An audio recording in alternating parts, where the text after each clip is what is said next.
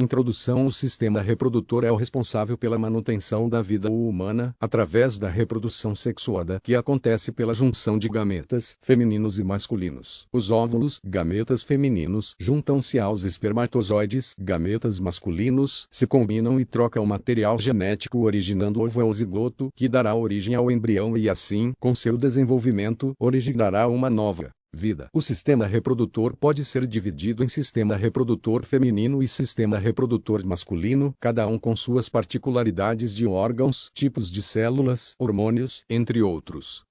A adolescência: desde o nascimento até o envelhecer, o corpo sofre diversas transformações. Na adolescência, meninos e meninas vão se tornando gradativamente maduros sexualmente, ou seja, capazes de se reproduzir. O início e o fim da adolescência variam muito de pessoa para pessoa, mas em geral compreendem o período que vai dos 10 aos 19 anos de idade. A puberdade é o período de transição entre infância e adolescência, no qual ocorre o amadurecimento dos órgãos sexuais, que se tornam aptos para a produção de células sexuais, ou gametas. O início da puberdade também é variável de pessoa para pessoa. As alterações físicas na adolescência: o corpo sofre as mudanças mais perceptíveis. Essas mudanças podem começar em idades diferentes para cada um. É comum que um jovem pareça fisicamente mais adulto do que outro na mesma idade. No início da puberdade, as meninas tendem a ser mais altas do que os meninos, mas, quando eles atingem cerca de 14 anos, em geral já se igualaram ou superaram as meninas. Em altura, em média, as meninas atingem a altura aproximada de adulto aos 17 anos, e os rapazes continuam crescendo até por volta dos 19 anos. Os pelos aparecem em maior quantidade na adolescência. Crescem pelos pubianos, ou púbicos, ao redor dos órgãos sexuais externos e nas axilas. Nos meninos podem surgir também pelos no peito e faciais, barba e bigode. Nas garotas, há o desenvolvimento das mamas e ocorre a primeira menstruação. A principal função das mamas é produzir o leite que será usado após a gravidez para alimentar o bebê. É comum, na adolescência, que uma mama cresça mais que a outra. Com o tempo, o tamanho das mamas tende a se igualar. Os quadris das meninas alargam-se e seu corpo adquire formato mais curvilíneo. Nos meninos, os ombros ficam mais largos, há aumento da massa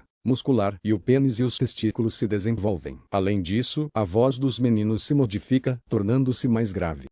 A regulação hormonal: todas as mudanças que ocorrem no corpo do adolescente, na fase conhecida como puberdade, são controladas pelos chamados hormônios sexuais. Nos testículos, glândulas do sistema reprodutor masculino, ocorre a produção do hormônio masculino, chamado testosterona. Na puberdade, esse hormônio leva ao desenvolvimento dos caracteres sexuais secundários masculinos. Aparecimento de barba e bigode, de pelos na região dos órgãos sexuais e nas axilas e alterações da voz. Nos ovários, parte do sistema reprodutor feminino, ocorre a produção de dois hormônios sexuais femininos, o estrógeno e a progesterona. É na fase da puberdade que o estrógeno leva ao desenvolvimento dos caracteres sexuais secundários femininos. Aparecimento de pelos na região dos órgãos sexuais e nas axilas, desenvolvimento das mamas e alargamento dos quadris.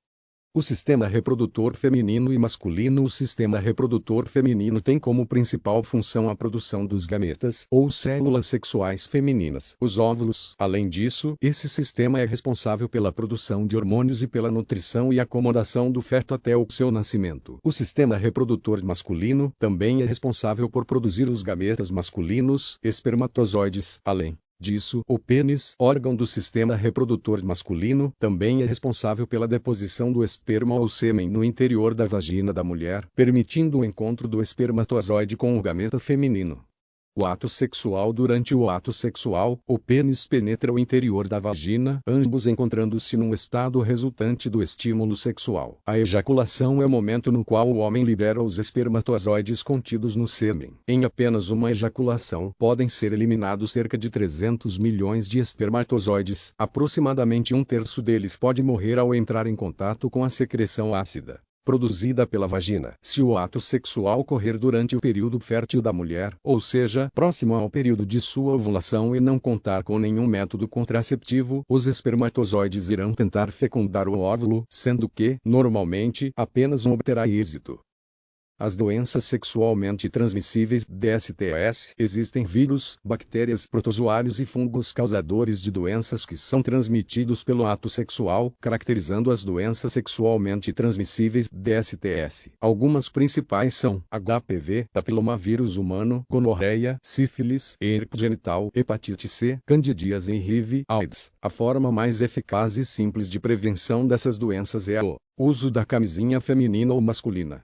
Métodos contraceptivos. Os métodos contraceptivos evitam a gravidez indesejada por meio do impedimento da junção do óvulo com o espermatozoide. São métodos considerados irreversíveis ou com pequena porcentagem de erro. Laqueadura. Procedimento cirúrgico realizado na mulher que impede o encontro do óvulo com o espermatozoide. Vasectomia. Procedimento cirúrgico realizado no homem que impede a condução de espermatozoides. Além desses, os métodos mais comuns são a pílula anticoncepcional feminina, camisinha feminina e masculina, diafragma, colocado na vagina antes do ato sexual, que impede a passagem de espermatozoides, dispositivo intrauterino, DIU, colocado cirurgicamente dentro do útero, impedindo a implantação do embrião caso ocorra fecundação.